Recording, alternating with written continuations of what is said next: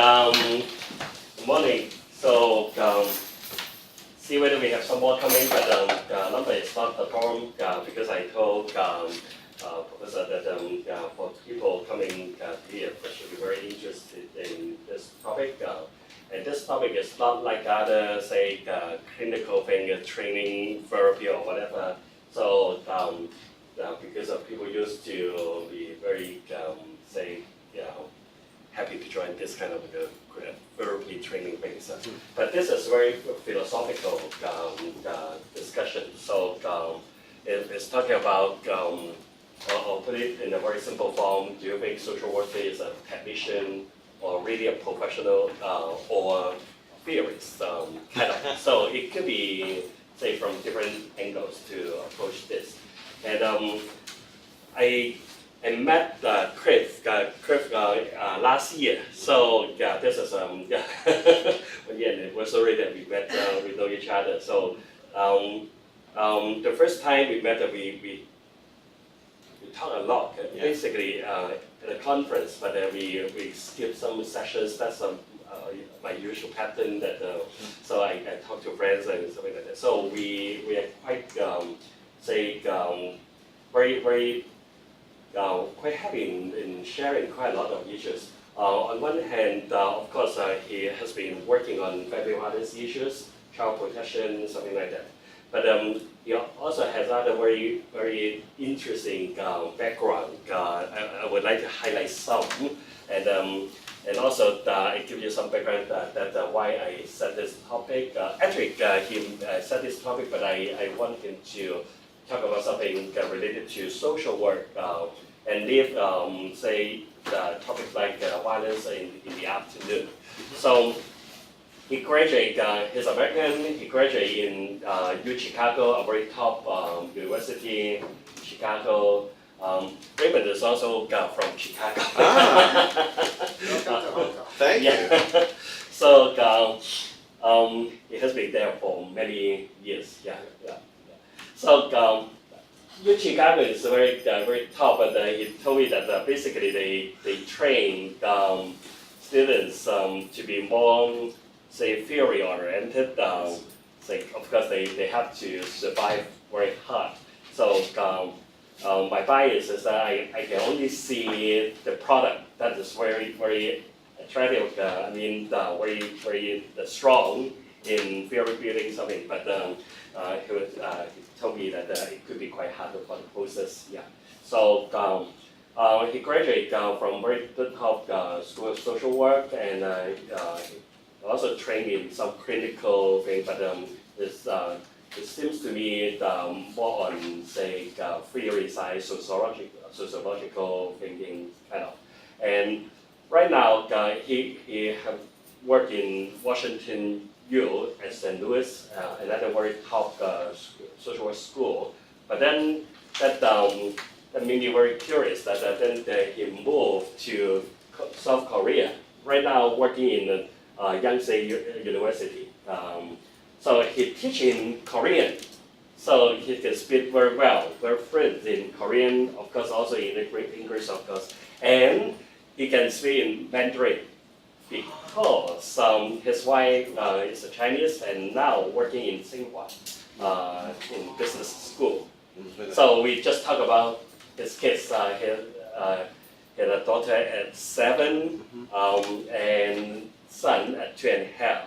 So the gap and order is very close to mine. Although my daughter is now 11, but my son's 5, so the gap is about 5 or something. So we have a lot to share. So we start working on some projects related to violence.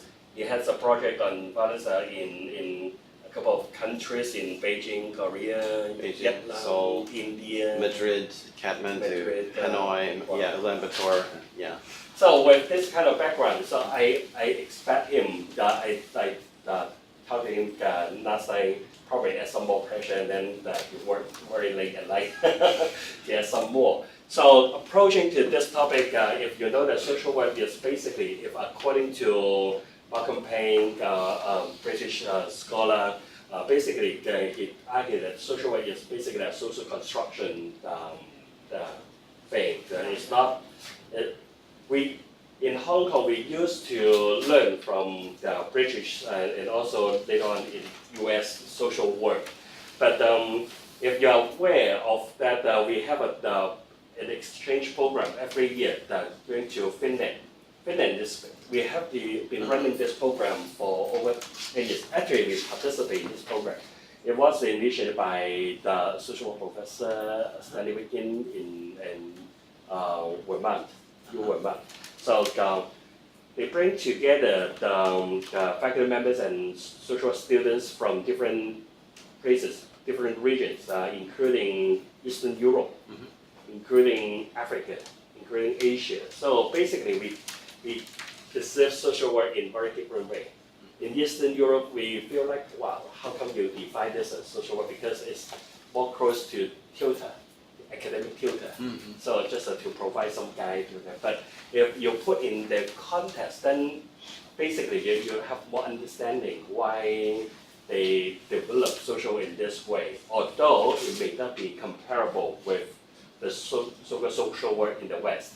In Hong Kong, it's more mature in some way, but if comparing to mainland social work, of course, mainland social work, they won't consider them very, very well developed. So they always want to learn from Hong Kong's experience. But to me, basically, I won't consider the US model is the only or the best model, or Hong Kong is still working very hard to improve the welfare system, to redefine social work. So who knows, probably the way that the mainland people they develop social work could be another good way to reconsider social work. Okay, so I don't know. So basically, I never consider social work as something rigid or we reach to the end, of course. So that's just my interest. Of course, when I learn from this topic, I would consider, wow, okay, now I expect to put in context. Especially, I want to abuse him because he's from US, working in Korea, and also have very well understanding about the social in mainland, and we can bring in some input. About the Hong Kong, the development of social work, and then to see it and to compare, say, what really make it work there. Okay, so this is some. So I am very interested to this topic, and I won't just let him speak on this way. I and you can just join in and throw your ideas. Okay, so a very long introduction about him, and our time is about that. We basically we don't have to consider the time, but we try not to say go beyond 12 because we have another seminar in the afternoon. But Kurt is going to present his ideas, and then we'll leave at least about 1 hour for open discussion. Okay, so yeah, it's your time. Thank you, Rich. Thank I'm now that I'm in Hong Kong, I have to get out of the habit of bowing, but I think I'll never quite lose it. Even when I go to the U.S., if a car stops for me, I have this sort of instinctive habit. So I hope that this lecture is all that you could desire, but my sense is, we'll see what you think. At least it should make you think. That's my major goal here. So what I'm going to talk about is, eventually, towards the end of the lecture, I'm going to phase into a discussion of culture and its role for us. But first, I'm going to talk about what I think is a real challenge for our profession and for social work education, and actually for university education more broadly. So let me give you the right. So it's January 28th, 2015, right? Yeah. Okay. And some of you probably don't remember this because you were born in the 90s, some of you maybe. But in the last 20 years, our lives have been completely reorganized by the internet. Okay? I think that this is probably the biggest life change since the Industrial Revolution. Okay? And nobody alive now remembers the Industrial Revolution. So my job is to do research and to teach and sit on committees. But let's think about teaching for a minute. One of my jobs is to teach child welfare. Okay? So in theory, it's now possible for all English social work students to learn child welfare from me. Okay? I could upload a lecture, get online, and every social work student who had access to the internet in the world could hear my lecture. Okay? So, well, that would be nice in a way, right? I hope I'm a good instructor, but I think I would be arrogant to think that I'm the best child welfare instructor in the world. Okay? But if everyone can learn from one person on the internet, should I still have a job if I'm not the best person? Let's not take it as a foregone. Of course, I want to still have a job, but let's not take it as a foregone conclusion. Okay. So what am I going to talk about? I'm going to talk about different visions of what education is. I'm going to talk about the logic of massive open online courses. I'm going to get this to work. I'm going to talk about a conflicting vision. Then I'm going to talk a little bit about how knowledge grows, because that has something to do with how we should teach, I hope. Okay. Implications of Kuhn, which I'm going to use for education. And then I'm going to talk about theory and culture, and whether or not these are friends or sworn enemies, or if you're familiar with the TV series Sex and the City, frenemies. Okay. And then I'm going to talk about implications of theory and culture for social work and the value of informal approaches, particularly in an East Asian context. Okay. But if you sort of want the full informal approach lecture, you have to come at 2 o'clock. Okay. My wife teaches marketing, so I have to do that. Okay. So, one idea of education comes from Freire, and this is the banking idea of education. Are you familiar with this at all? Okay. So the idea is pretty simple. Okay? Teachers have knowledge that students don't. There are ideas in my head, knowledge, facts, numbers in my head that students don't have. So students hire teachers or employ teachers in order to obtain that knowledge. And my job is to insert that knowledge into you, like somebody putting money into a bank. Okay? Students then have added value on the market because of their increased human capital. So, I invest money into your brain bank. You can now generate interest or profit from that money, from that capital. That model is related but not identical to what I would call the utilitarian model. Okay? Utilitarian model is also pretty simple. Education is a means to an end, usually a job. I have heard this many, many times, teaching in WashU, not so much teaching in Yonsei because my students are afraid to tell me, but actually that's how they think too, right? But there are at least 3 related forms. Just give me my piece of paper. I don't care about what the content of the program is. I just want the piece of paper that allows me to go out and become a social worker. Okay? That's what I used to hear from WashU students, some of them. Okay? This is more of an East Asian style. Canonization. Okay? Sanctify me as smart and wonderful, so people love me. Okay? This means I want to get a degree from a good university because everyone recognizes that people from good universities are smart and wonderful. okay, and then they hire them. And that's very much the case in Korea. It's very much the case in mainland China, and I don't know for sure, but I guess it's present here too. It's also present in the US. And 3 is Guanxi Club, okay? Classes don't matter, professors don't matter, okay? The content doesn't matter. What matters is, yes, I go to my, and I always think of this as an executive MBA program.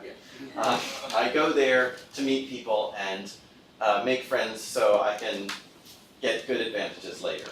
Okay, and I'm part of the club. Especially EMBA. Yes, it's exactly, yeah, EMBA program is exactly what I think of when I think of this. Okay. Okay.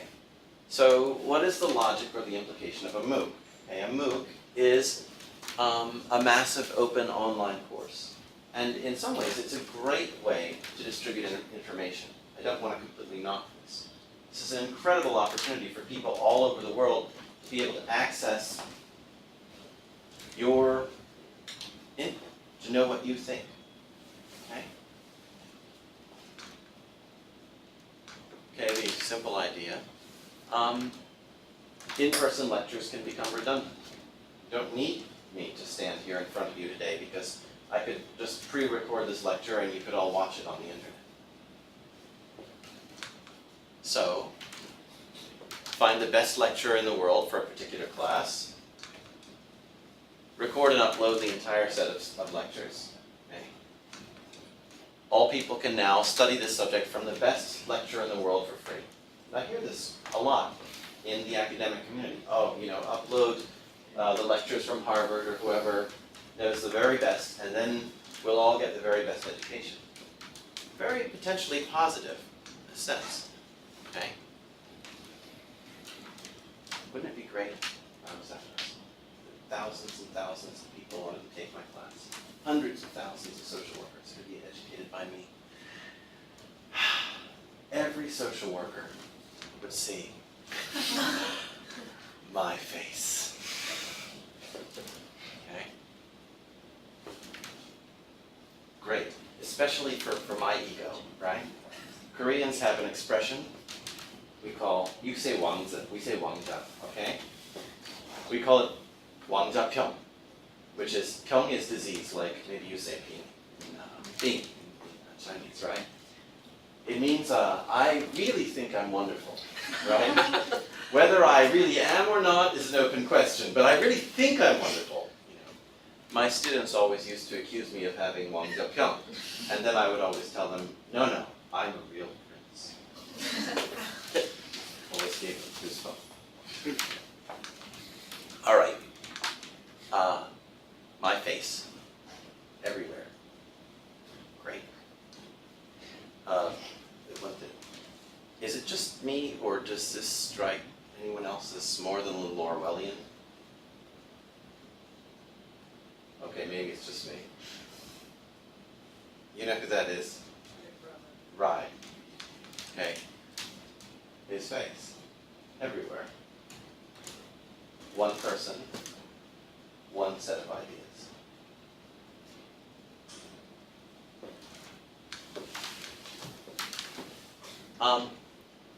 If you haven't read Orwell's 1984 and don't know what I'm talking about, then stand up. Leave. Go find a copy and read it. Okay? Now, I'm not kidding. Okay? At a time when totalitarianism is all over our headlines, okay, it's hiding behind a religion, okay, as well as the security establishment. Understanding the implications of totalitarianism are more important than anything I can tell you right now. So that's more important than this lecture. I guess you can stay if you haven't read it, but really go read it, okay? So if the banking model is right, then, and we accept that, then the logic of having only one professor in the world for each course is kind of inevitable. if that's the right way to go about it. Maybe I can be a teaching assistant, okay, for the, the great, the one, child welfare instructor. But there is this minority report, if you will. There is this alternate model of education, and it kind of contradicts the logic of the banking model. And what's really ironic about this is that I'm giving you a PowerPoint presentation, and I'm lecturing you. And this is kind of a banking model, okay? But we'll try to test out the other model when I try to make you argue with me later. Okay. All right. So Freire argues that not just true education, but real knowledge emerges from a dialogue between the teacher and the student. You can't have true acquisition of knowledge without a discourse that gets constructed between professors and students. And that discourse gets internalized both by the professor and the students. And the students learn from the professor, but the professor also learns from the students. And together, they construct a new understanding. It's Hegelian, thesis, antithesis, synthesis.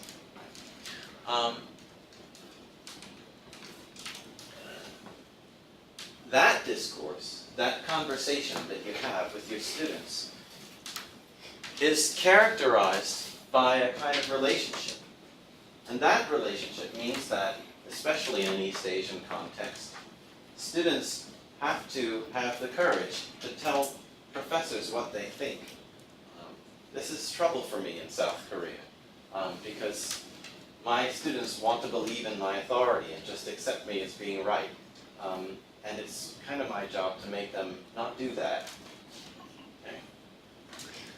So there has to be enough security and mutual respect in the teacher-student relationship that the teacher can and does challenge the ideas of the student. The student can and does challenge the ideas of the teacher. And this model isn't really new. It's kind of a variant of the Socratic method. I don't know if you know or not what the Socratic method is. Okay, this is what Socrates did. Socrates was annoying. He never told you anything. He just asked you questions. Okay? He asked you question after question after question. And your response usually implied some kind of assumption. And so then he would ask you questions about that assumption until he made you question that assumption and think, oh, maybe it's wrong. Okay? And that is how Socrates taught. He didn't actually tell you anything, he just asked you questions. Okay? That's another one worth reading, although I won't say too much. Okay, so if you've read Freire, you know that the logic of the dialogic praxis model contradicts the logic of the banking model. Okay? This idea that knowledge is constructed, is created between teachers and students, is not the idea that I have money in my head and I stick it in yours. Right? I have some resource in my head and we transfer it. Okay? Now, when we talk about MOOCs, usually what we're talking about are thousands of students. Okay? If a MOOC simply being online doesn't necessarily preclude me having a conversation with you, right? I can use FaceTime or Skype or whatever to actually have a conversation. And I could have a conversation over the course of a semester with each one of you, online or in person. But if there are 1,000 of you, or 2,000 or 200,000, I forget how many new social workers it is that are going to be employed in Beijing. Is it 20,000? 20,000 positions they were creating a few years ago, I think, in mainland China. But if I could be, big professor and be that person on the screen, and thousands of people were hearing my lecture, they would hear my ideas, but I would never hear theirs, or very rarely. It would simply, if students tried to tell me their ideas, if all of them did, which all of them should, I would be overwhelmed. by a wave of emails, which would bury me, and which, for the rest of my life, I would not, okay, not the rest of my life, but there's simply no way I could do that, right? Okay. That kind of individual level interaction, if that's what education is, MOOCs are not going to work. MOOCs will work for you to get my ideas, and that's great. They will not work for me to get your ideas. And in this sense, we're not really constructing knowledge. And it may be that you only have, even if you believe in the banking model, you only have a very shallow understanding of the ideas that I'm talking about, because you haven't discussed them with me. I had a terrible, terrible, frightening undergraduate advisor. Wonderful and terrible. Probably one of the smartest people I ever met in my life. Brilliant. A social theorist who studied under Talcott Parsons. And we would go into his class, and he would talk to us. And he would use, I did really well in the verbal part of my SAT, so I'm supposed to have a really good vocabulary, okay? But he would use words I did not know to explain concepts that nobody could understand, right? Very difficult concepts. And we would all struggle with this so much that it was like learning Chinese. But it wasn't like learning Chinese like you go in knowing nothing in level 1. It's like you go into an advanced literature course in Chinese and you just start trying to do it, okay? So we would come out of class and say something like, I think I understood what he said today, right? But we were kind of afraid to do it in class for 2 reasons. One, he was extremely critical, okay? He would ask us to write a 5-page paper, and then he would give it back to us. And stapled to the 5-page typed paper were 5 pages of typed comments, okay? Generally, almost always, it was about the same number of pages as you wrote, that's how many comments you got back. And they weren't nice comments. A nice comment was not a complete failure, right? This essay is not a complete failure, right? That was a relatively nice one. So this was an ego-bruising process. The other thing that this fellow did is he was extremely picky. In Korean, they have a great word for this, gadroyo, right? And even the word itself sounds picky, okay? It's a very gadroon 교수님, okay? So, if we tried to say, oh, when you say this, do you mean that? Just to clarify our understanding of what he was talking about. Most of the time, if I'm in Edward's class, or your class, or someone else's class, and I ask what someone means, and I'm mostly right, the professor will say, yeah, I think you mostly got it. Maybe pay attention to this. Okay? If I ask Mark Gould, do you mean this? If I'm 99% right, what will he say to me, do you know?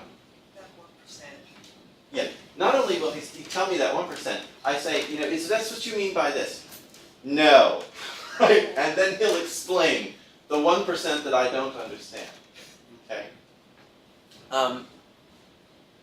But my point is actually, this was very, very hard on the ego at the time. But this is some of the best education I ever got in my life, okay? For several reasons. One is, I learned to think theoretically, okay? I learned how to think about social theory, and especially I learned to think about the difference between good theory and bad theory. But also, after that, everything else was easy. Everything else was easy. So when I got to graduate school at the University of Chicago, and I took theory courses, even if I take the theory course with the social theorist in the sociology department that all of the sociology PhD students are afraid of, because he's so picky and tough. For me, oh, this guy's nothing compared to Mark Gould. Okay? So this was an incredible education because he gave me so much feedback on my ideas. Even though I'm afraid to speak in class, I have to tell him my ideas in my papers. Okay? And when I do that, he gives me enormous feedback. Okay? This is kind of like the model that Free Area is presenting. Okay? Because Mark Gould wants you to argue with him. Okay? And he wants to argue with you and push your ideas. Okay? But you cannot do this in a MOOC. Okay? Not the professor anyway. You need hundreds of TAs and they can do it. But then they're the ones really doing the teaching. I can't interact with 20,000 social work students as individuals. Much less can I build relationships with them. Okay?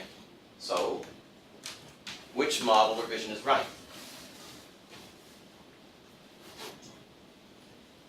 That's kind of a vague question, probably, but it's only my job at stake, right? Not a big deal. Banking MOOC model is right. We're all, well, no, you guys are brilliant, so you'll still be here, but most of us are headed out the door. Okay. So, based on psychology, what we know about how people learn, we could talk for a long time about which model is right, or whether both models are right in different circumstances. But the banking model tends to, I think, push us towards being technicians. We acquire a certain set of skills and knowledge, and we go out and we, in a fairly straightforward manner, apply those skills and that knowledge. Okay. The dialogic model suggests something a bit more complex. It suggests that we need to perhaps negotiate a complicated environmental context. But there's a more fundamental issue, which is the banking approach says nothing about where new knowledge comes from. So, how did Newton discover the theory of gravity, for example? Where do new ideas come from? Where does new knowledge come from? That's really my job. It's not just to disseminate knowledge, it's to create it. Okay? That's the research part of my job.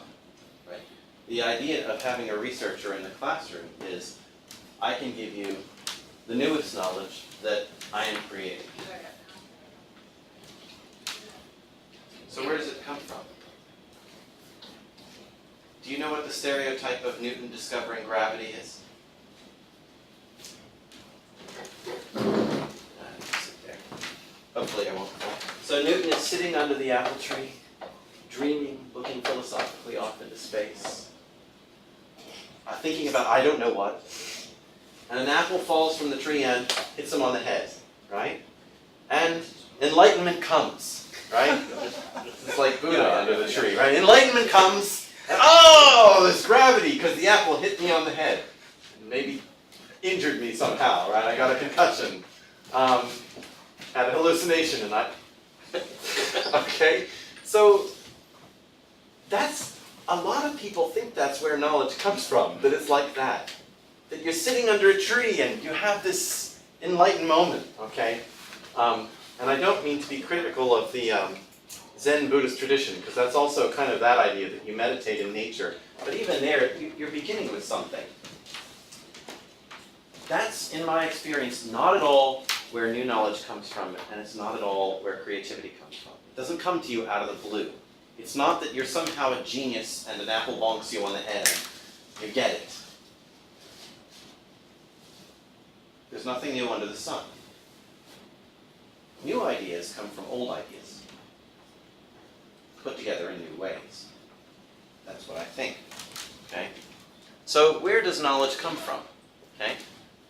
The dialogic model, however, does have an implication about where knowledge comes from. It comes from argument. So what happens first is that teachers and students or researchers disagree. And not only do they disagree, but you don't sit there silently and disagree with me. You tell me. Okay? And then, because we also have a relationship, we use dialogue to bridge that disagreement, and in the process we create new knowledge. And in that process, you know more and I know more. Okay. Here's another book you should, if you haven't read, get up, go out, go home, get a copy, and go read right now. Okay? I read this as a master's student in Korea. They made us read it. It has influenced the way that I think for the last 15 years. Really, really thought-provoking book. Okay? In The Structure of Scientific Revolution, Kuhn uses historical examples to explain how scientific knowledge develops. And if you think scientific knowledge develops this way, you can think maybe all knowledge can develop this way. Okay? So revolutionary changes, like the shift from Newtonian to relativistic physics, okay, are predicated on vocal disagreement. So let me outline this. According to Kuhn, this is how scientific knowledge changes. Okay. First, in the beginning, everyone agrees that theory X is brilliant and wonderful and it explains everything it's supposed to. This can be any theory. This can be the theory Newtonian physics. This can be cognitive behavioral theory. This can be my theory of different types of domestic violence, which you all agree that is brilliant and wonderful and explains everything we need to know about domestic violence. Right? Okay.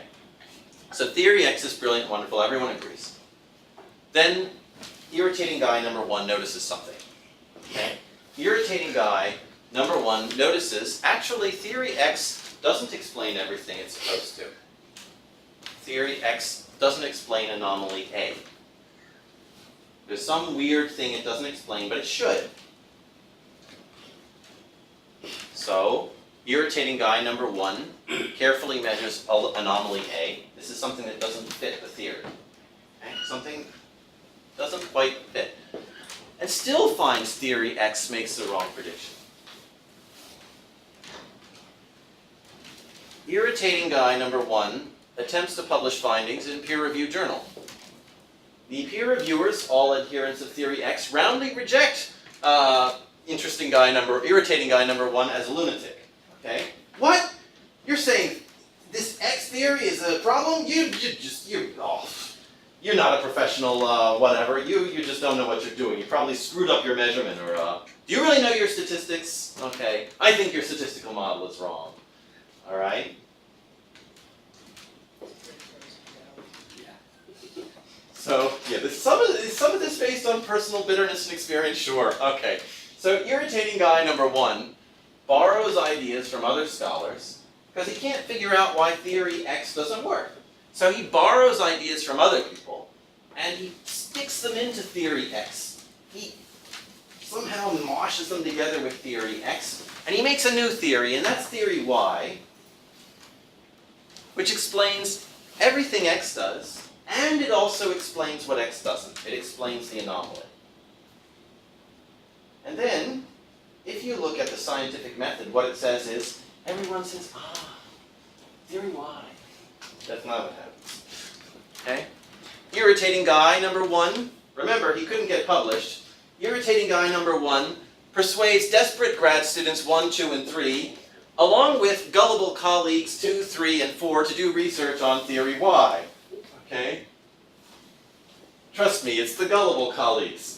When I was at the University of Cambridge a few years ago, and I spoke to the chair of their sociology department, right? I had this new typology of domestic violence, okay? I went in and I said, let's apply for a grant to study this new typology. And she was very honest with me and very nice, and she said, I wouldn't waste my reputation on that. I wouldn't risk my reputation on that. She didn't call me a crackpot, but it was close enough, okay? Not gonna, you come in here with some crazy, you kidding? I'm a Cambridge University professor. You think I'm gonna do that? Okay. It's theory X. Okay? So, irritating guy persuades grad students 1, 2, and 3, along with gullible colleagues 2, 3, 4 to do research on theory Y, in hopes that someday it will be published. Okay? The research supports theory Y. Irritating guy number 1, desperate grad students and gullible colleagues persuade gullible editor of some journal, desperate journal probably, to publish results despite the fact that the peer reviews all called him a lunatic.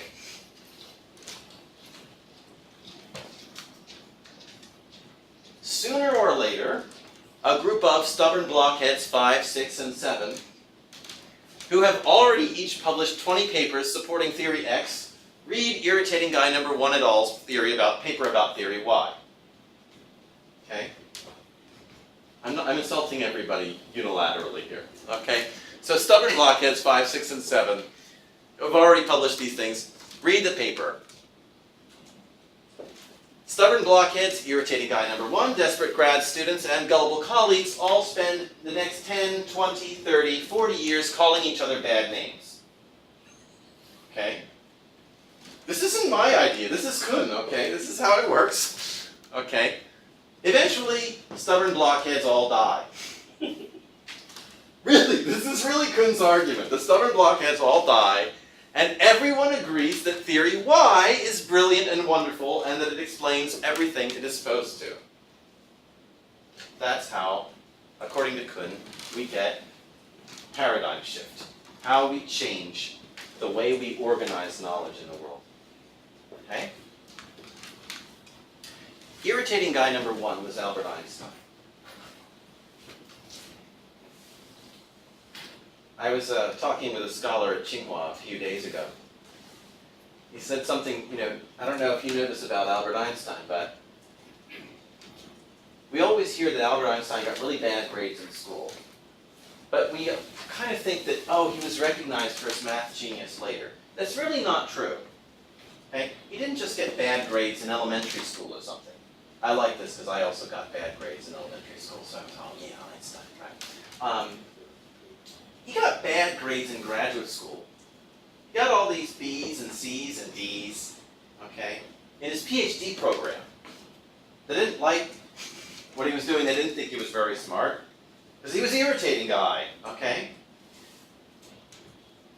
And after he won the Nobel Prize for one of the papers that they used for his dissertation, the school went back and changed all of his grades to A's.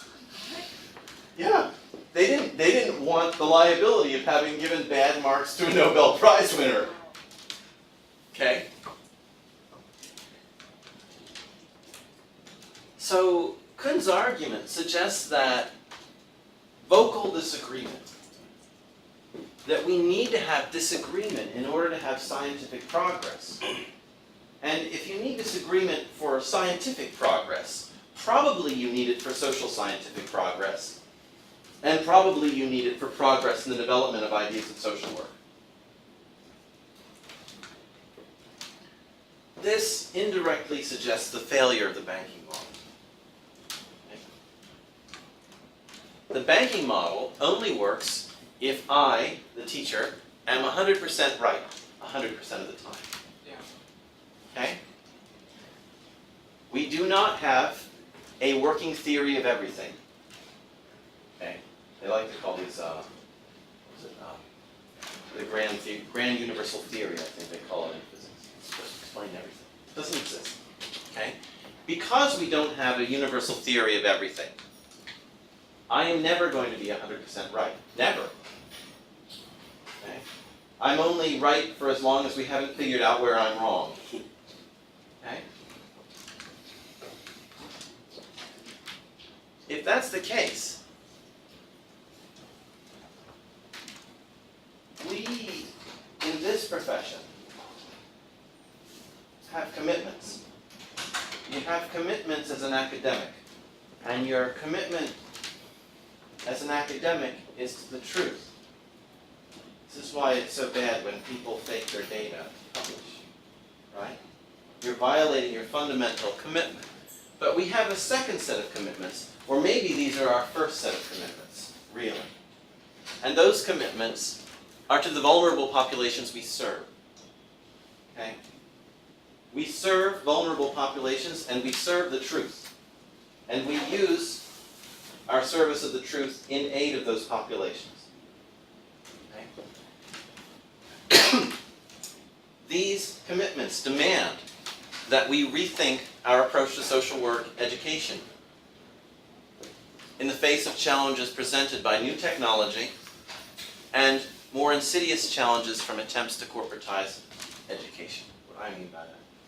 I mean the instrumentally rational.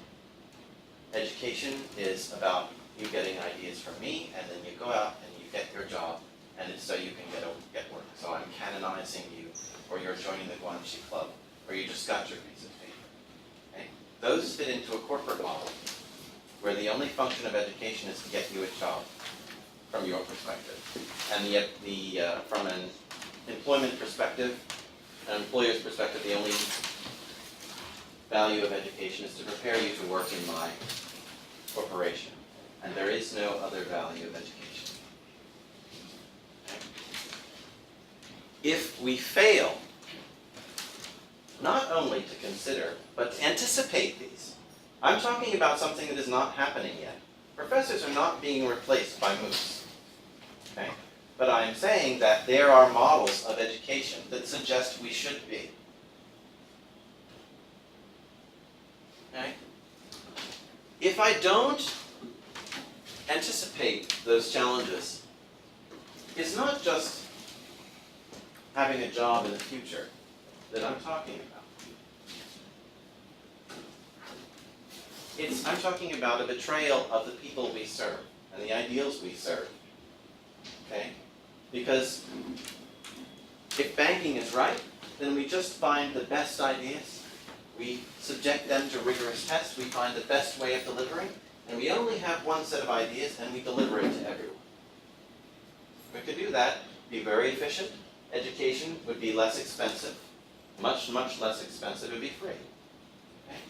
Or almost free. Actually, it would be free, but you have to watch advertisements.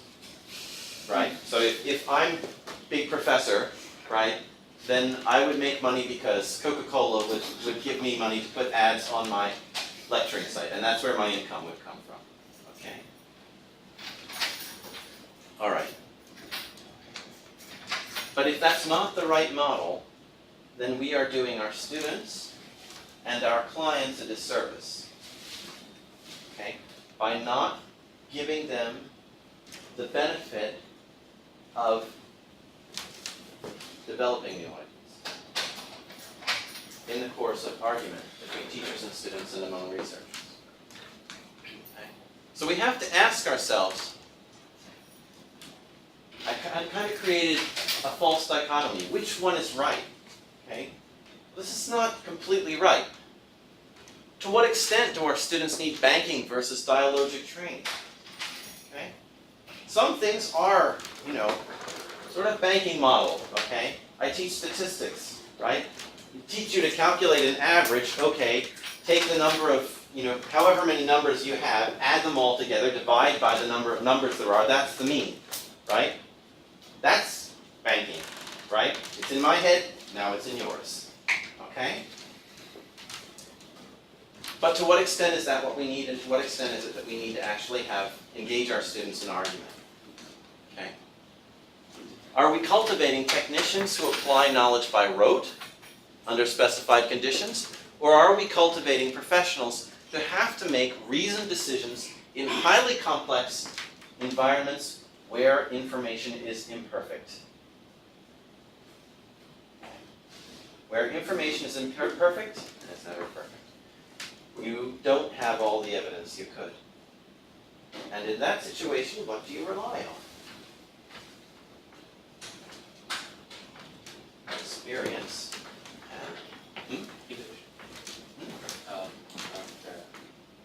Feeling. Gut feeling? Okay. Can be gut feeling, that's sort of a heuristic from your generalized experience. but you can also rely on theory, okay?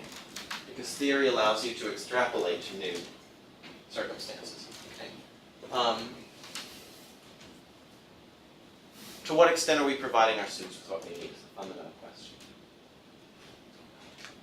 Okay. Stop. Inhale. Not if it's marijuana, don't pull a Bill Clinton, but no. Inhale. Okay. So, how should we educate our students? What do you think? You like banking? You like dialogic praxis?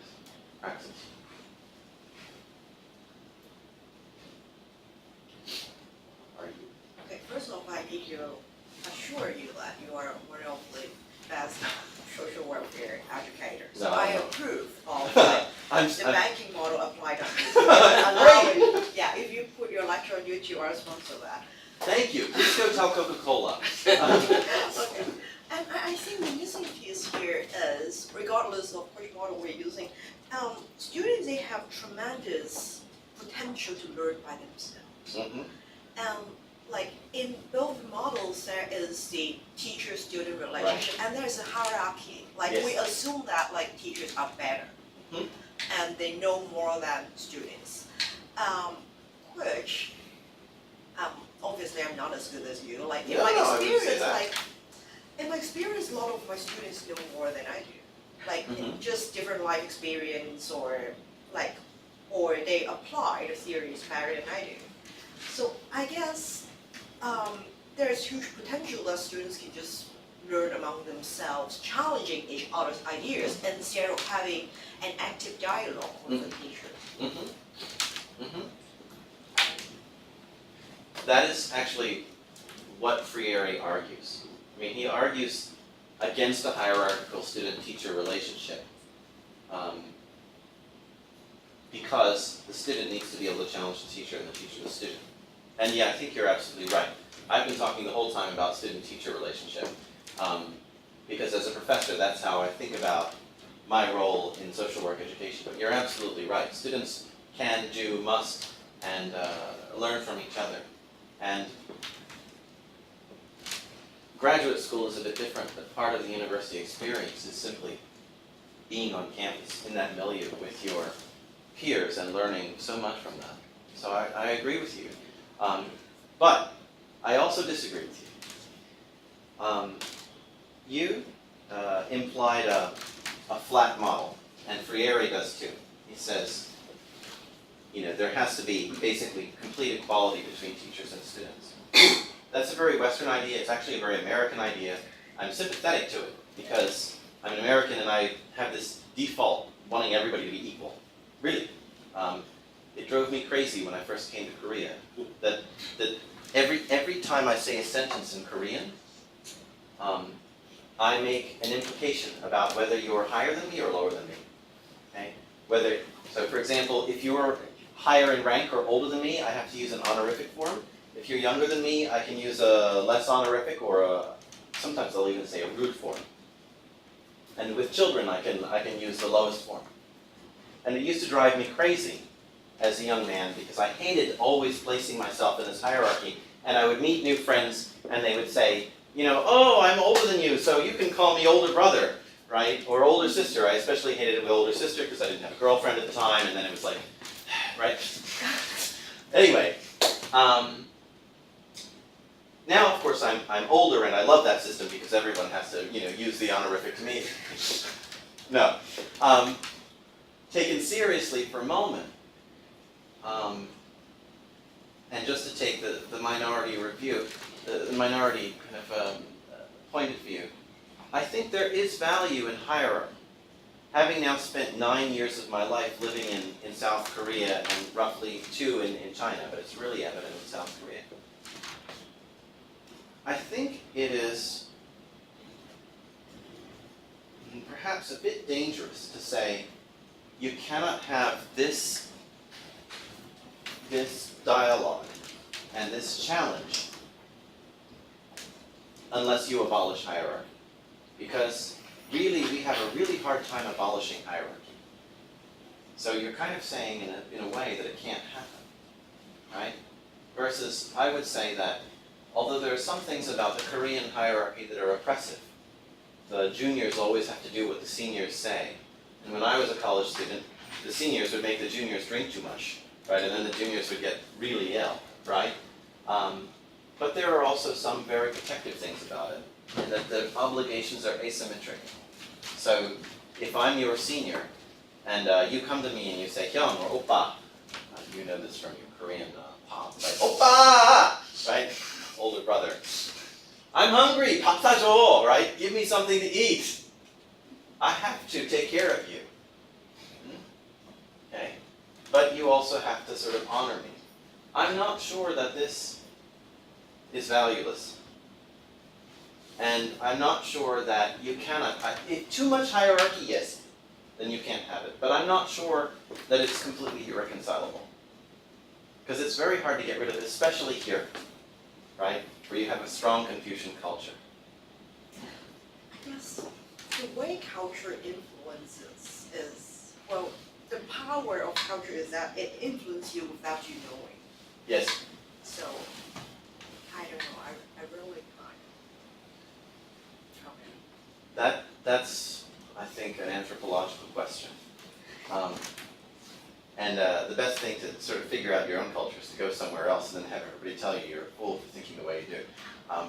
Or, well, maybe they won't tell you you're a fool, but they'll, that happened to me kind of in South Korea, because I always thought everybody should be equal, and then every day, no. Okay, you were going to say something. Yeah, I want to share some of my experience from the student perspective. Because I accept my MA Civil Education in CUHK Department of Social Work, and at that time I don't think the education very support me. I think it's not very supportive and not satisfied with my educational field practice, because I think this kind of knowledge my teacher taught me cannot support my field. Because at that time I do the ethnic minorities, but nobody, no professor do this kind of research, no new knowledge development. I'm so feel terrible because I don't know how to engagement and establish the relationship between the Chinese and the ethnic minorities. And my supervisor is a youth worker. He does youth service. I don't think she understands me.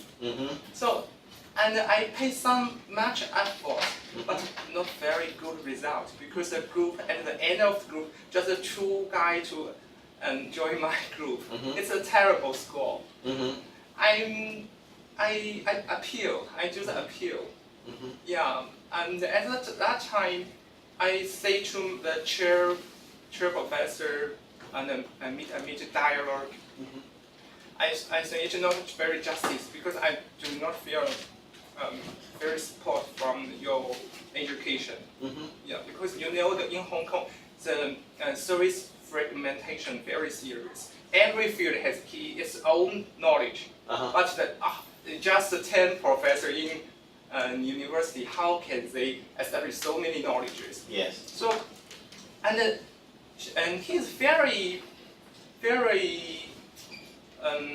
impression sentence to me and encouraged me easiest. I remember she said to me, my name is Xiu Hong. She said, Xiu Hong, yes, I'm not very familiar into your service, because it's you serve for the ethnic minority, but I'm so for the outreach social worker. I'm an outreach social worker, so for the marginalized youth. But the relationship is that if I do the group, because they cannot establish a form group, because they do not participate in my group. So the meaning of what you do is that the everyday dialogue, yet is the group. So at that time I feel I'm supportive, because I find the meaning in my field, of my work. And now I'm a social worker and provide the service for the adults with the intellectual disabilities. I felt also very disappointed on my education and my standard education, because also what I need in my field, this kind of knowledge I didn't learn in school. Yes. Because some management knowledge, I do the management, case management. Mhm. We do not provide the course of case management. So Right. as a start for a fresh social worker, I'm so feel confused about my identity because very terrible. Because what I might need, or I cannot learn from in the universities. So same same feeling with my colleagues and social work students. But if I reflect, what I do, I think this is my second year to do the social work. I become a social worker. I feel I have made in advance. I make my role more clearly and know what I want to do, know what I need to do, and know what kind of language what I have to learn and learn in the work. Yeah. So yeah, it's not bad. So I think that I should not I should understand my teacher and this university because it's really terrible hard to support all the students in a different field. But what I get is how to reflect and establish the knowledge in my field and how to help the new social workers and fresh to learn in this field knowledge. I think it's very important. Thank you for sharing that. I think you're absolutely right that a fundamental aspect of social work education is teaching people to reflect, especially because when you work with vulnerable populations, people have stereotypes about them, right? And you have stereotypes about them. We all do, right? The difference is not that we have the stereotype in our head, because everyone does. The difference is in the second millisecond. When the stereotype appears in everybody's head. The second millisecond after it appears. First millisecond is the same for everybody. But in the second millisecond, you make a decision. Do you simply accept that stereotype by rote, or do you reflect on it and question it? And think about the fact that actually you need to take people on their individual merits and not generalizations. But you also kind of lead me to, I know it looks like I'm stopping here, but lead me into my next point, which is the problem of, one problem of social work education is exactly what you're describing. We have this, I mean, what are we? What do we do? Okay, what we do is there are all of these problems, and we just go out and try to fix them, right? And it's absolutely insane, because there are so many problems. And how can we teach you to fix all of the problems that all of you need to know how to fix? If we're banking, it's not possible. Okay? For this intervention, you need this, and so many different cases. Every case is unique. So in theory, you can boil it down to the intervention needs to be different for every single individual you've got. So the question is, can you generalize? Right? Can I, even if I don't know something about people with disabilities, is there something else that I know that could help you, even though that's not my area? Okay? This piecemeal, this fragmentation that you're describing, kind of reflects this tenet. I love this. We're drowning in information, but we are starved for knowledge. Okay? What it means is there's tons and tons and tons of information now that we have. Not just tons and tons of information on the research. There's tons and tons of research on the phenomena that we want to know about. When I was writing my dissertation and I started the literature review, my dissertation was on the impact of exposure to domestic violence on children. And I typed in domestic violence and exposure, I think, into Google Scholar. And I got 1,000 hits. Okay?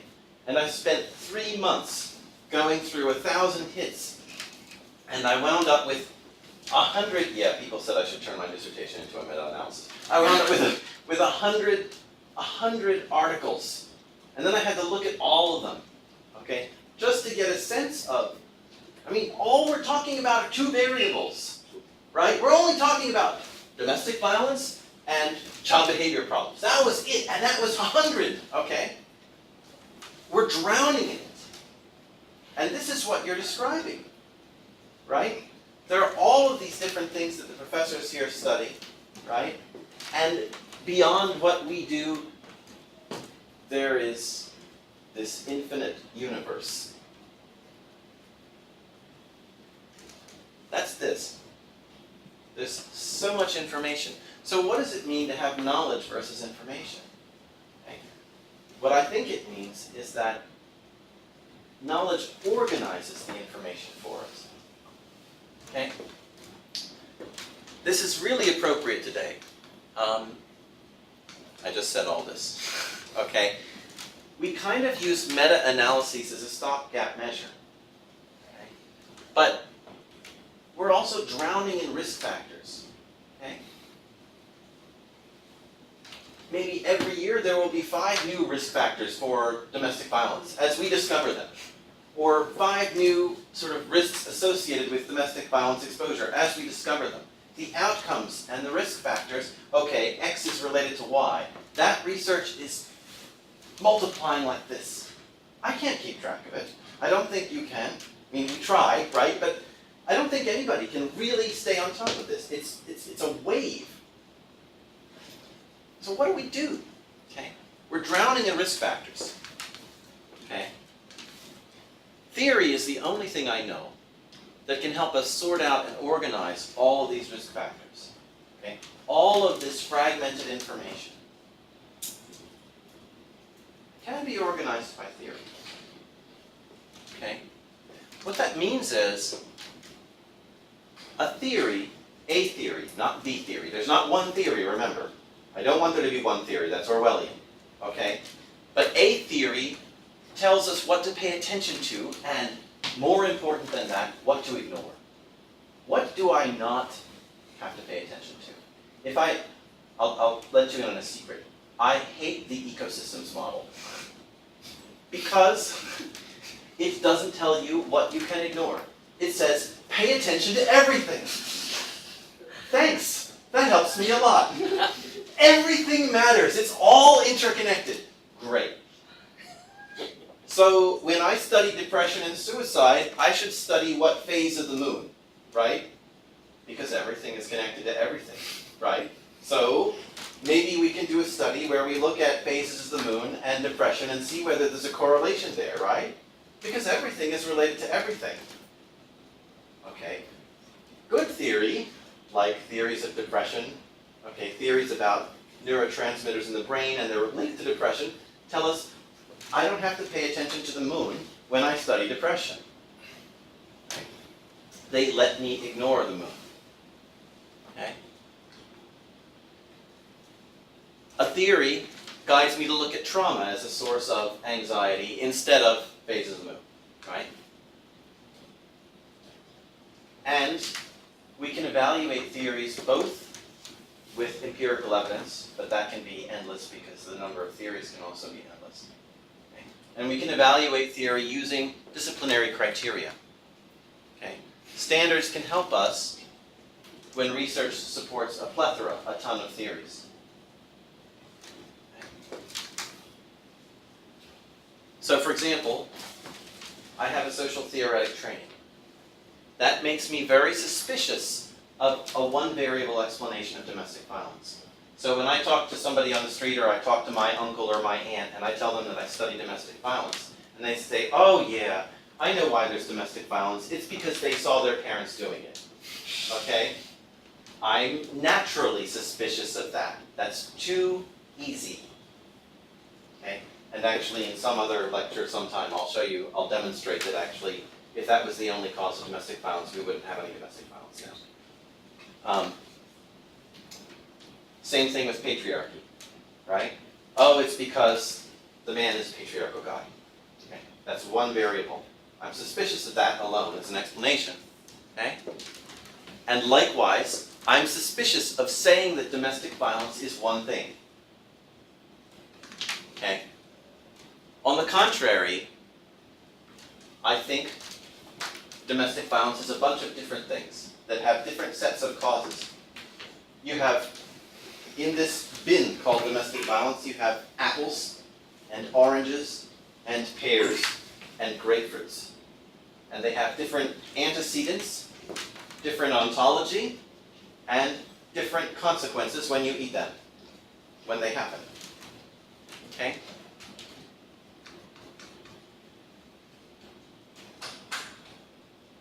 Wait, I just did that. Okay, right. Okay. But here's a problem for us. We're talking about generalizing. I'm saying I can help you because I can take a theory, and even though I don't know the particular phenomena, the particular problem that you're dealing with, I can take a theory and explain if that theory is right, this is how you can organize this phenomenon and understand it. Case in point. I have a master's degree in women's studies, so I can think about and organize what domestic violence should look like if patriarchy is one of the important causes of domestic violence. Okay? I also studied sociology, and particularly when I was in graduate school, I studied with Rob Sampson, who is now at Harvard, but he's a very famous criminologist. Because I studied with him, I could take theory from criminology, which was never intended to study domestic violence or child abuse. Okay? Never intended. They were trying to study delinquent gangs. Okay? But I take theories of deviance, and I can apply them to domestic violence and child abuse. And organize that in that way. And teach you to think about those problems according to this theory. And also, hopefully, along the way, I do some testing to see if it really works, right? So I can generalize. But isn't that inherently imperialist? Okay? I'm generalizing. Am I colonizing people's experience? Okay? So, for example, I take a theory of criminology that was developed in Chicago, and I bring it to Hong Kong. And I say, here's what this should look like. Here's what domestic violence in Hong Kong should look like, based on theory that Hershey developed in the 1960s to talk about delinquency in the United States. Okay? Or based on theory that Matza developed in the 1960s to talk about delinquency in the United States. Isn't that kind of imperialist? I'm sort of coming over here with my ideas and saying, you should work this way. Okay. The tension is that theory can blind us to anomalies. Remember anomalies? The things that don't fit in the theory? I think I'm right and brilliant and wonderful. So, that anomaly, don't pay attention to that. Pay no attention to that man behind the curtain. Okay? I can run roughshod over different cultures with my wonderful and brilliant theory. Okay? And say, you should all work this way. This problem should work this way here. And I come up with an intervention, and I carry it out, and it fails. And I say, well, you guys didn't do my intervention right. Right? Okay? So is theory the enemy of culture? Are they friends, enemies, or frenemies if we're going with the Sex and the City? Okay? I think that's true. Okay? If the theorist ignores or seeks to prevent vocal disagreement from other interlocutors, from other people. Okay? If I'm trying to take my theory and I don't pay attention to what you say back. Okay? If I say, I'm brilliant and wonderful, right? And I have a brilliant and wonderful theory, and oh, some problem, but it must be on your side. Okay? Then this is running roughshod over culture, and actually, I am forsaking my values because I'm supposed to serve and empower the oppressed. okay? And I'm ignoring my clients, I'm ignoring the people who represent my clients. Okay?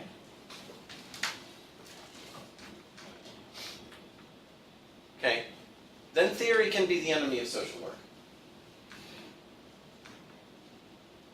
But I've suggested theory is necessary in order to organize information for us.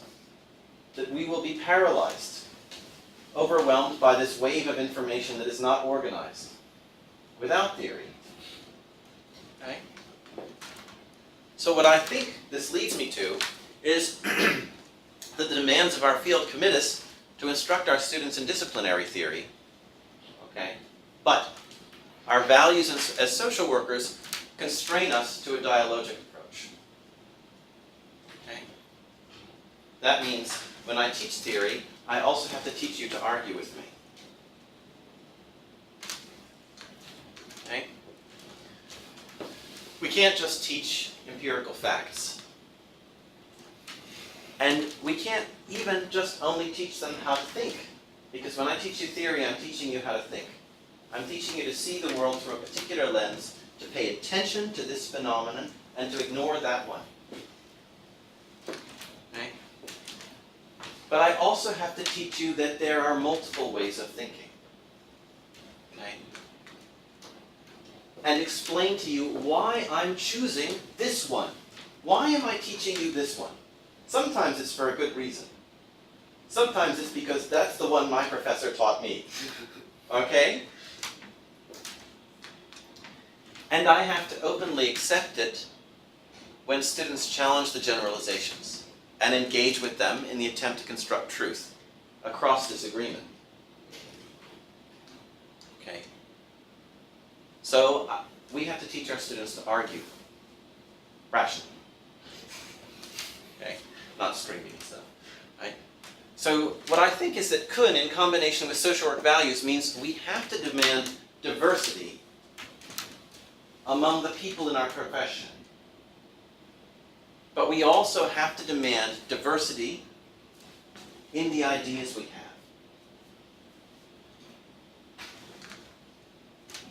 And we have to actively promote a culture of civil, rational, but vocal disagreement in order to get progress.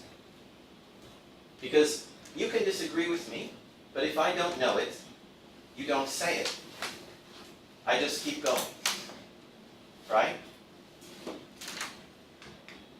So for example, this is kind of an example, the paradigm for social work interventions in North America and Europe is either we do individual therapy or we do group therapy with a bunch of people who don't know each other, typically. Okay, there's family therapy, right? That's kind of an exception, right? But both theory about different cultures and my experience living in Beijing, living in Seoul, okay, suggests that maybe individualized therapy, okay, or massing groups of strangers may not work particularly well in a collectivist culture. Okay.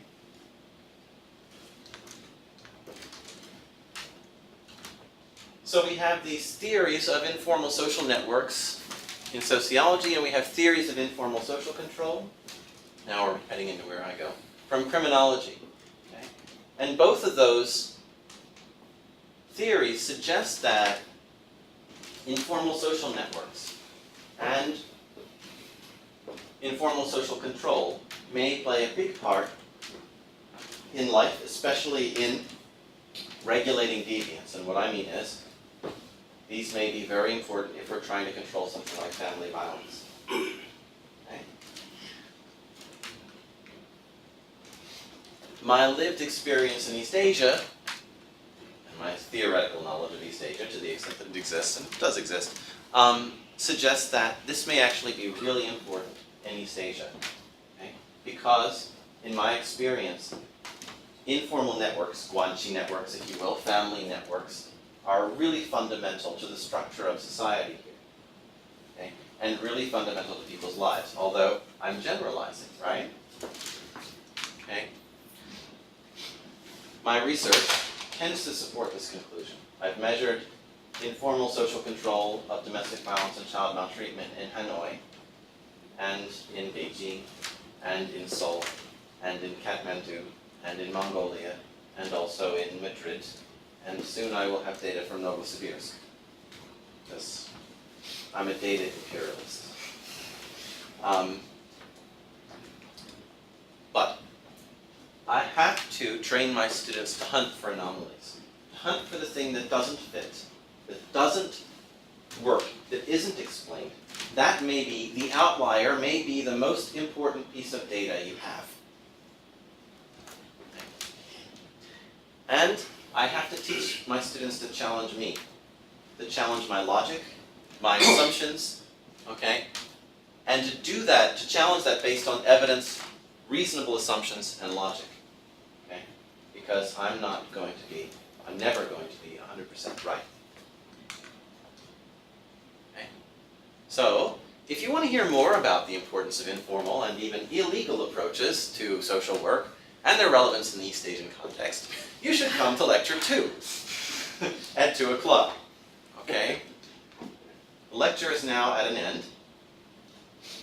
I have, not surprisingly, concluded that I should probably still have a job. Now argue with me.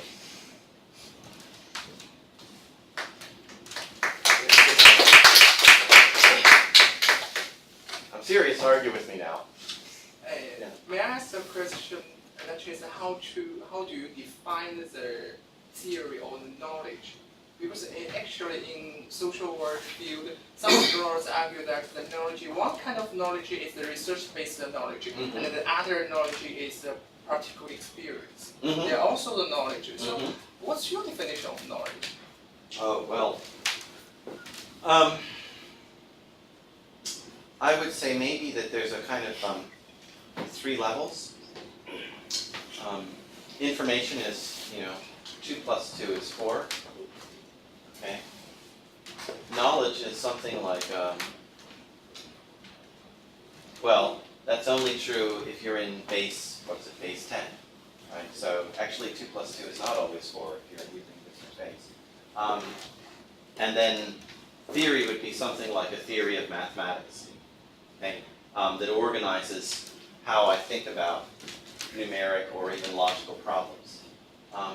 But I think your question is a little bit different from that, in that you're actually asking, where does theory come from, in a sense, right? Because there's this top-down research, deep thought philosopher sitting in the ivory tower model, and then there's practical experience that people have. Yeah. And that, I think there's an answer to this question. I think there's a right answer to the question. And if you're thinking about Kun, if you're thinking about the fact that we need disagreement to get progress, right? Then what we need is a whole bunch of ideas, a whole bunch of theories, a field. It's not like it's not like a mowed lawn, right? In your house in America where we love lawns. It's like a field full of different wildflowers, right? So that means the answer to the question of where does theory come from and where should it come from is, yes, from your lived experience, right, drawn abstractly, and yes, from all of these traditions we have, right? Yeah. East, west, south, north, right? I think that's because if we want a field of ideas, a field of different theories that we can talk about and argue about, then we have to get it every which way we can, right? Great question. More. Come on, argue with me. Tell me I'm wrong. So tell me I'm wrong. I'm not going to forget. I agree that a trustful relationship between student and teachers is so important. But some student or many students cannot develop this relationship with the teachers easily because teachers are also the assessors. They give marks to them. So not to say to develop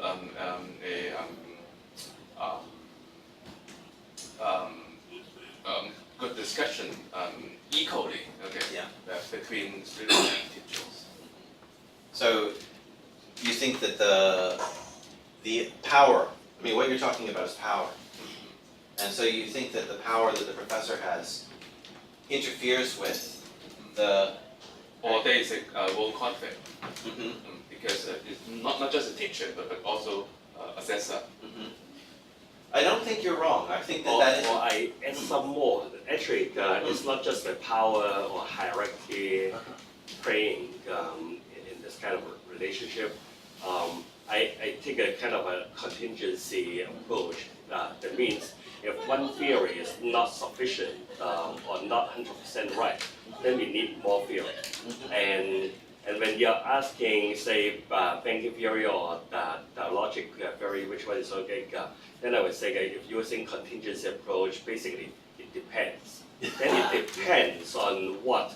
Power is one thing, and I'm going to make it even more complicated. Is that, for example, if you're talking about a marking, yes, that's true. But in my time as studying university, teachers are also doing the marking, but we are not that concerned about that because basically you're not depending on the academic result or marking to present to your future employer in order to get a job.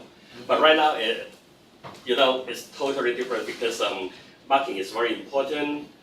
You cannot simply say that I, as a teacher, of course, I would say that don't be so concerned about the marking, but ridiculous. You're just joking because it's real. If I cannot get a first on or second up or whatever, then it could be very the choice could be limited because the agency or in your future study they recognize marks rather than your face.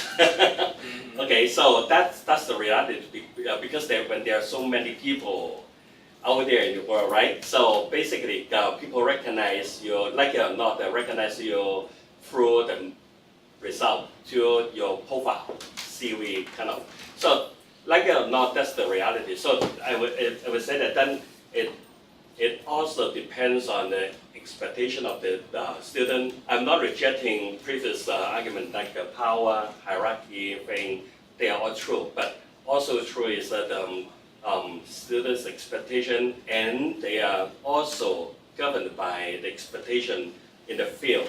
So if you don't want to be a technician, but in reality, agencies are basically looking for technician first. Or if you want to be a theorist, please be a good technician first before you can be a theorist. Yes. So basically, I'm not very patient to listen to what theory you have been developing through your placement. Rather, they just want to know that what exactly the skills or knowledge or information you have got through your placement, for example. So then we work along, say, several, if not many, or unlimited, but we work along several dimensions that, then it could be quite difficult. Then if providing a very simple answer, but actually you won't be satisfied, then both theory are good, and it depends on the contingency, right? So, are you happy with this answer?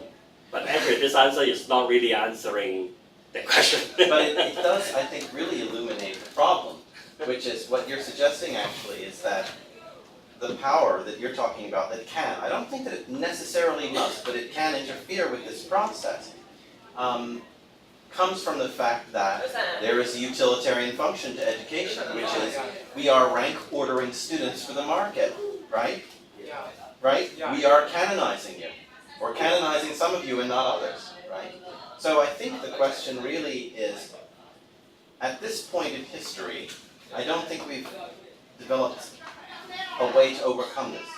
And given that we have not, given this contingency, how can we still make this kind of dialogue possible, given there is that power gap, right? And I think one answer is to not have a huge power gap, right? And another is it requires a kind of attitude on my part that I have to commit and communicate, which is I have criteria for grading, right? But it's my job to try as hard as I can to listen to your criticism. So even if at the end of the day we don't agree, I'm as fair as possible to you and I'm clear about it. The other way that I try to damp down my students' anxiety, and I think because we're talking about the importance of having multiple ideas, there's probably not one answer for this. Okay? But the way that I handle this kind of problem and try to give students some room, because let's face it, there will never be complete equality, right, ever. But we can get closer. And the way that I try to do this with my class is I tell my students, look, there's variability in the grades that I give. I don't give out very many A's, very rarely, okay? I give out some B's, maybe some C's, some D's, but I don't give out F's very often, right? I do give that, but only in two circumstances. You cheat or you don't do the work, okay? I'm half Korean in this sense. If you say goodbye to an American student, they say, hey, take it easy, have a good one, right? You know what they say if you say goodbye to a Korean student? 열심히 하세요. Study diligently. Really. So I really respect effort, right? If you're trying, honestly trying, I will not fail you. Okay? You might get a C, you might get a D, but I will not fail you. If you plagiarize, cheat, or you don't hand in the assignment, then you can fail, but not otherwise. That's one way, I think, to attempt to do that, but I'm open to better suggestions. You're going to I take myself as example to illustrate your point. So I'm a social worker, and as a profession, it has an altruistic mission. So Yes. I serve for social justice and Yes. human well-being. Right. And another one, I also get a salary, and Yes. I have a social status. Yes. So the truth is that if I want to become a social worker in order to make money, I cannot become a good social worker. But if we don't have money, I will can't live. keep the job. Yeah. That's the truth of. So it's also professor. Any profession also has a two kind of coin, a sign of coin. It is external goods and internal goods. An altruistic mission and it's a selfish something. Right. Then something is money and the social status and so. The important thing is that Hong Kong is a new managerial society. How to pull the external goods from the internal goods of the profession. So the hopeful picture is that if you become a doctor, you're not for make money. You want to cure the illness. If you are a lawyer, you serve for justice. But now the society, because the salary is also very high. So many people Become doctors for the money. yeah. Yeah. That's I think very similar with the educator, but it's also profession. And this is in fact a social work problem, because in part, we are anxious about our social status and about money. We are more anxious when there is no social safety network that will catch us if we fall. And we are less anxious if we are confident that I'm not going to starve to death if I don't have a job, Yeah. right? Yeah. But let me give you some hope, okay? You're both talking about contradictions, okay? You're both talking about contradictions that tend to undermine our ability to serve our clients and our ability to serve the truth. And yet, it moves. If the contradictions were all they were, if the contradictions were perfect, there would be no social change. And yet, social change happens. All the time, constantly. And it does not happen so often from someone who goes and climbs up on the mountain and becomes a revolutionary and tries to overthrow the government. It happens gradually sometimes and non-linearly, okay? And it comes from insiders and outsiders, both pushing in different ways, right? But it happens. So it means it's possible to do. I don't really have a whole theory of social change to give to you, right, or to share or to argue about. But it happens, so there must be some way to do it. That's what I think. Is that kind of... Yeah, because it's just very important sociological hierarchy because it is very related to the government state society relationship because the profession is a very important point for how to hierarchy that's all society. The people is not very well educated and they got a very low level job and a low theory and the high educated people got the high salaries. But the hierarchy is very good if they can solve their mission and how to they regard this and give up the benefit. Right. So the hierarchy will not very huge and Right. all the social will be changed. Right. Society will be changed. So yeah. Okay, before I make some more feedback, so I just want to check, say for others, what do you get? Or you can simply give some feedback or your views, or maybe even you have more questions, confusions, that's also okay. So anyone want to spit out or what? Yeah, please. Do you think there's some validity or usefulness on the banking field side of university education? Maybe not so much about social work, but in a more general context. That now we are talking about debating whether university should be an institution of vocational training, or whether it should be an institution of more advanced thinking. I think that if I were to say that we should only do dialogic and that the banking theory has no merit at all, that would be a kind of banking theory, right?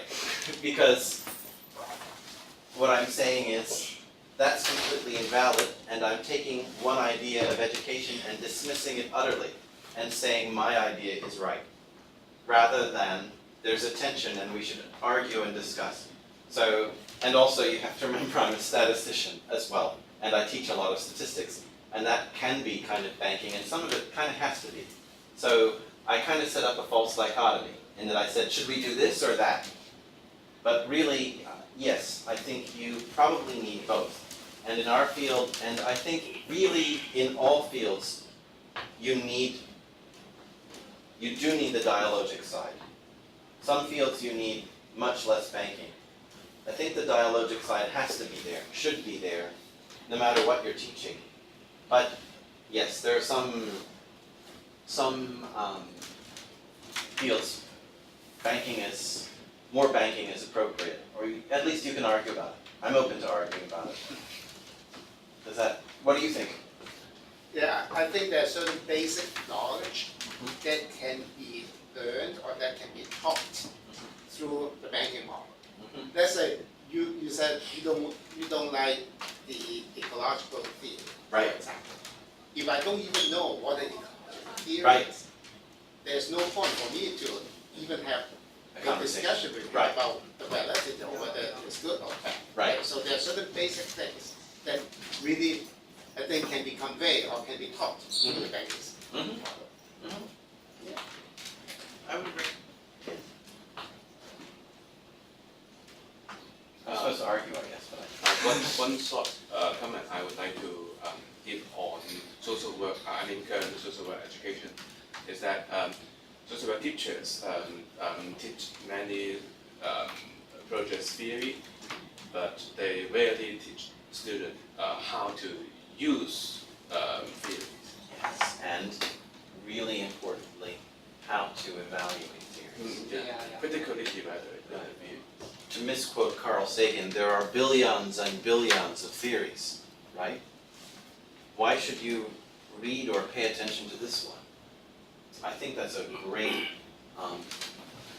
issue to take on. I would love to see it taken on. And actually, when I was in graduate school, what I was talking about and trying to get published and getting roundly rejected for, we're trying to create a set of standards by which we could, non-empirical standards, because so much research supports so many different theories, right? So non-empirical standards by which to evaluate theory. And I was drawing on the social theoretic tradition. I have an interest in continuing to develop that, but actually, if it's just me doing that, we kind of have the big professor problem, right? So I believe that social work education needs to train you more theoretically, and it needs to train you to think critically about how to evaluate theory. What I'm basically saying is, I think I should teach you what I was taught as an undergraduate. And we should all be social theorists, because social theory is right. No, but it would give you one set of standards by which to evaluate theories non-empirically.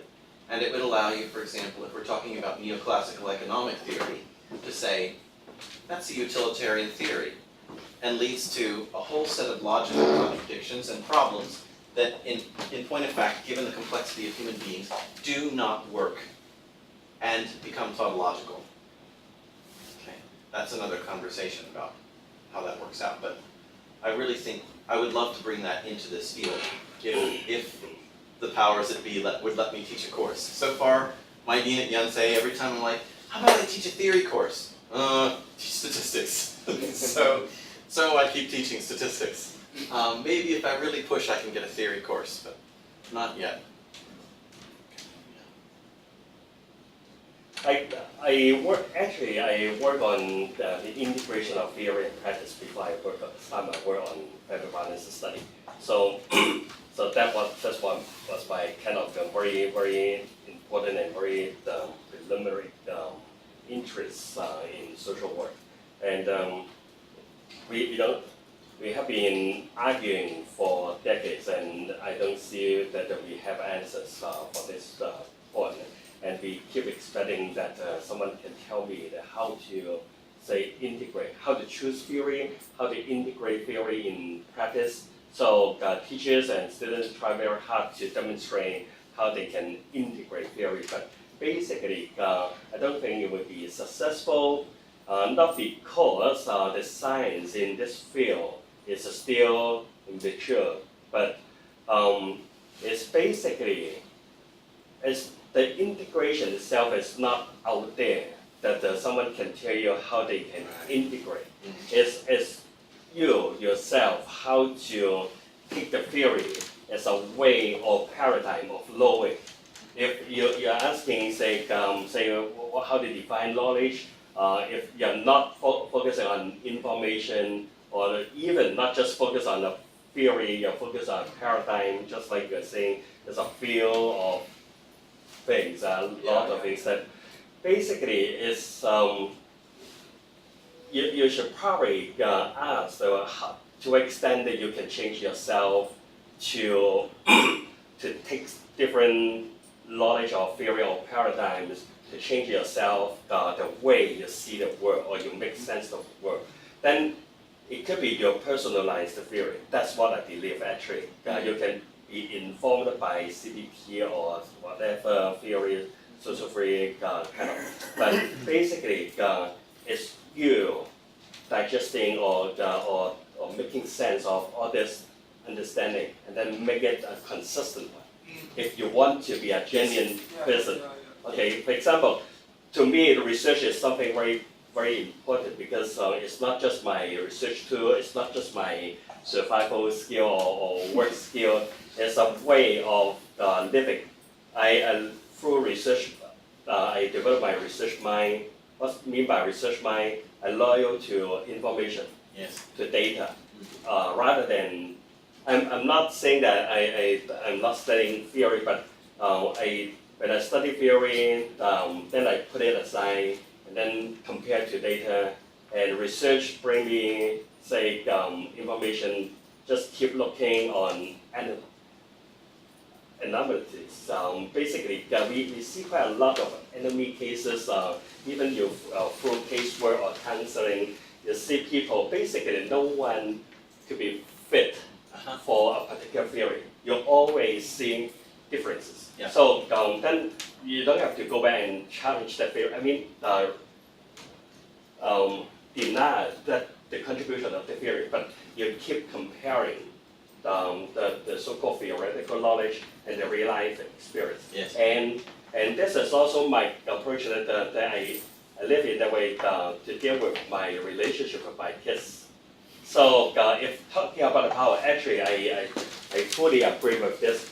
My handling is that I cannot, yes, we can close, narrow down the hierarchy or whatever. My way of doing this is that I tell my daughter that she has the right to call police if I hit her. So I shut off any possibilities that okay, I am not going to give any excuse. So I give up my so-called rights, the parental rights.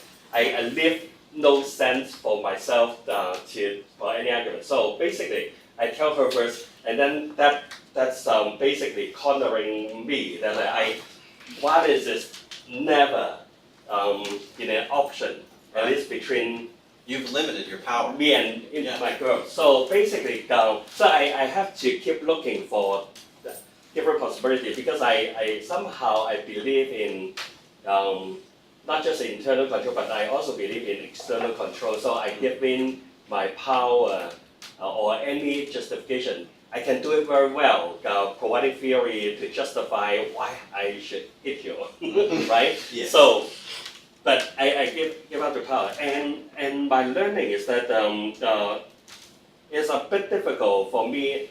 I work on academic field. One of the reasons is that I try to avoid administration. I was running centers and at that time, talking about 20 years time, just within the summer, I could be say leading my team to get a lot of funding. At that time, but basically I hate this. But right now I'm working on MSW quarantine. Basically, somehow I want to avoid this, but I still have to do this. But one thing is that I echo with you that I try to keep receiving feedback, and Raymond is one of the students helping me because he keeps writing me long email and they're suggesting this and that, and then yes, so usually my response is that okay, thank you very much, but I have no guarantee or something like that. But actually, it helps because at least it stops me for a while thinking about. Otherwise, I would just keep going, as you said, just keep going. Although I have no guarantee to make any change, but actually, at least you have to think for a while to see what could be done. So I don't have to defend for the role of teacher or department. Basically, we are not perfect, and we still have to work a lot more. But I echo this. This is to be one of the very important things. And okay, go back to my teachers. Right? I want to think that so you keep talking about teacher-student relationship. Actually, you can apply to worker, social worker-client relationship. Replace the term and reconsider the whole message. Okay, and of course, if you can put yourself into the client's shoes, that would be even better. But think about if you're a teacher, you're a student, you're a social worker. So what you do? Basically, when I was a student, basically I because I picked a topic. For scholar, you have to pick something new, at least not really shadow under someone's umbrella or shadow. So you have to pick something new. Then the funny thing is that your supervisor supposedly should not be the expert in your area if you are picking something really very groundbreaking. Okay, so my teacher supervisor basically in the middle of the study told me that this is not my area, my feeling is like, of course I know that at the beginning. So no guilty feelings. We have that in common. My supervisor also was not the.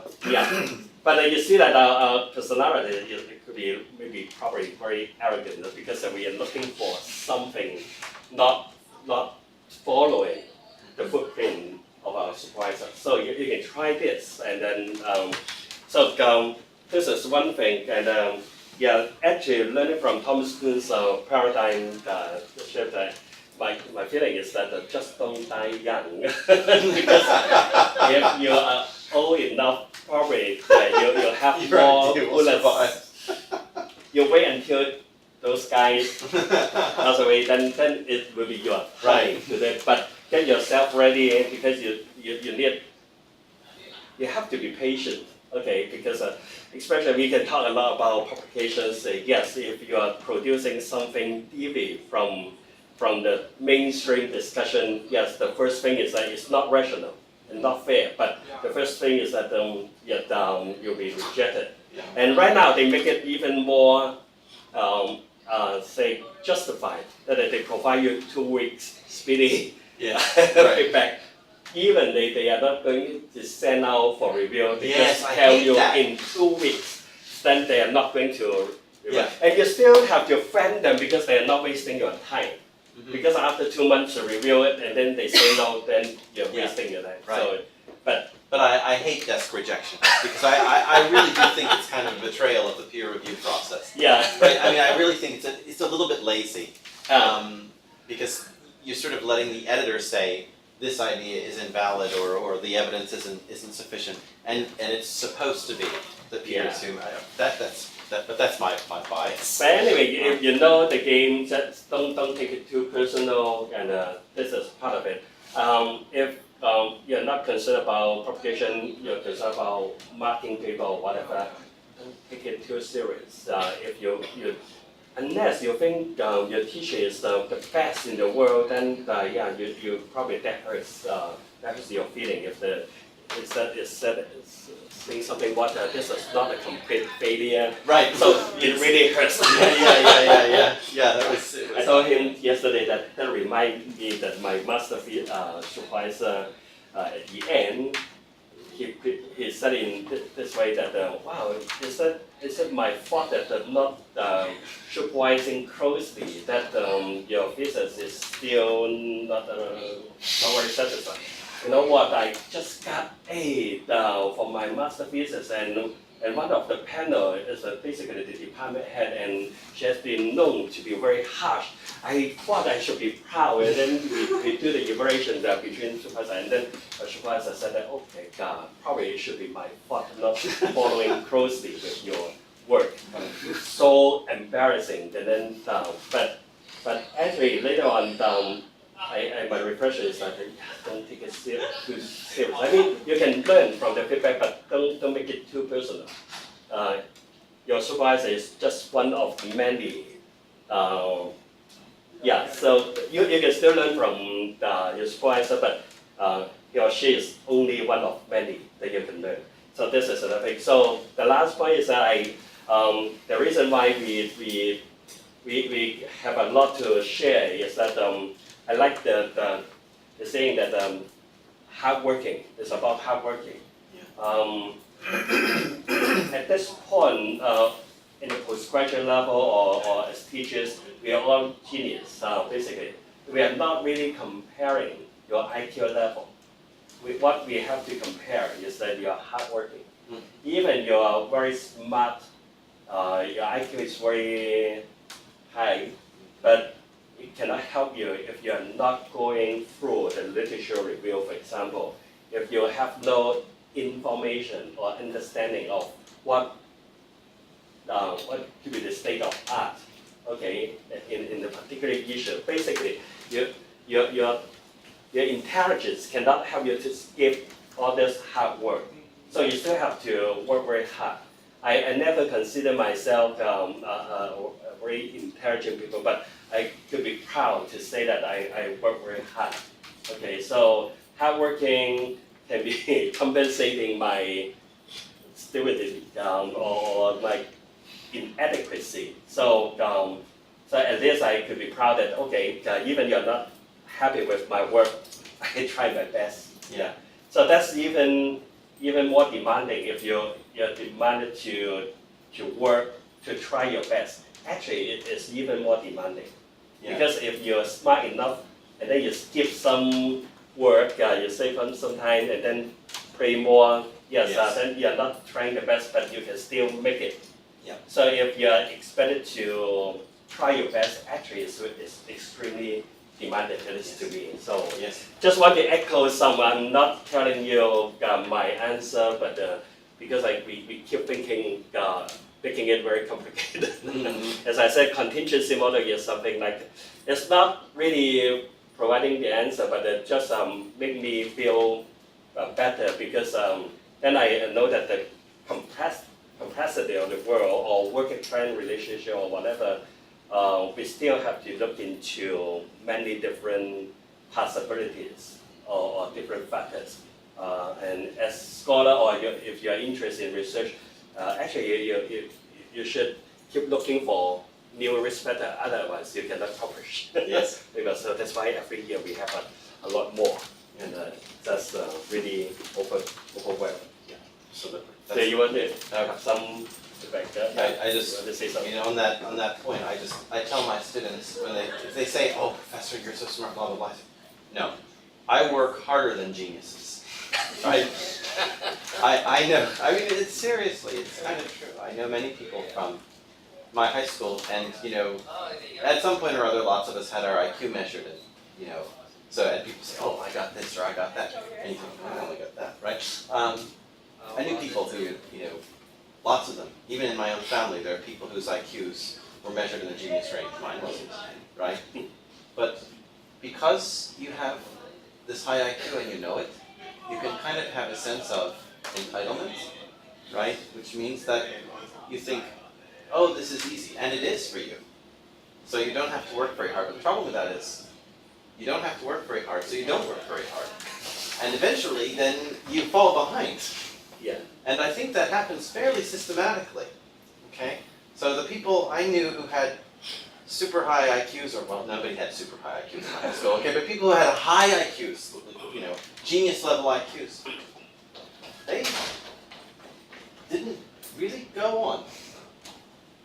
Because when they were in school, so this is easy, I'm smart, they've already told me I'm smart, so I'm good. Don't have to struggle, don't have to work hard. But you don't achieve things without working hard. So then this actually undermines it. I like the East Asian model much better. Koreans and Chinese, generally, okay, think that genius doesn't come from genetics, comes from working hard. And if you're not doing well in school, it's not because you didn't get good genes, it's because you didn't study hard enough. That is actually ultimately empowering, I think. Okay, and one last point should be very empowering. Until I graduated from my PhD study, I have no paper published. Yeah, what a shame. But but many of your PhD students they prepare to publish paper before graduation. So actually, you're doing much better than I did in my time. But you're not lucky because you're young and some of the challenges is very heavy. But actually, for my time, my teachers they are professors, their tenure, they got higher pay, but they didn't get PhD degree even at that time. But you cannot simply compare this and then say that, wow, it's unfair to me. No, you know that for different generations you have different challenges, but for sure that you're not falling behind. You just have to aim high. Okay, much higher than I did before, actually. So you should be proud of that. That if you're still, working along other line, or you're prepared to be, or you're working as a social worker, or whatever, actually you're more probably conscious about, say, how to make it better, or how to make it work. So that's something very important. And simply for this aspect, you have been doing much better than I did. Yeah. So, okay, anyway, so thank you very much. If you want to, I can actually come back at 2, okay, but in the next room. You'll be with more on research. Okay, thank you very much. 认识你们很高兴。认识你也很高兴。